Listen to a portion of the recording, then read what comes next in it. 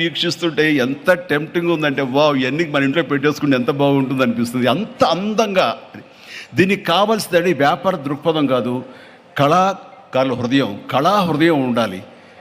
నా మటుకు నేను అతని ఒక కళాకారుడుగాను, ఒక ఆర్టిస్ట్గా చూస్తాను. నేను అంత తపన లేకపోతే, అంత ఇష్టం లేకపోతే సుదీర్ఘకాలం 24-25 ఇయర్స్ పాటు దీని మీద ఎక్స్పెరిమెంట్ చేస్తూ, ఎన్నో చోట్ల రీసెర్చ్ చేస్తూ, ఎక్కడెక్కడ ఏమేమి మొక్కలు దొరుకుతాయి, ఎక్కడెక్కడ ఈ శిలాకృతులు దొరుకుతాయి, ఆ శిలలు ఇక్కడ ఎలా తీసుకురావాలి అని దాని మీద అది దుర్భేద్యం అనుకోకుండా ఇది సాధ్యమే, ఇది మన ప్రాంతం వాళ్ళకి, మన హైదరాబాదుకి, మన స్టేట్కి అందం తీసుకొచ్చేది, మన దేశంలోనే గొప్పగా చెప్పినటువంటి గొప్ప పార్క్ అవుతుందని ఆయన మనసులో మెదిలిన ఆలోచన, ఆయన పడ్డ కష్టం, తీసుకున్న శ్రమ ఈ రోజున ఇక్కడ అద్భుతమైన కళాఖండంగా ఇన్ని ఎకరాల్లో చోటు చేసుకుందంటే కనుక నభూతో నా భవిష్యత్తు.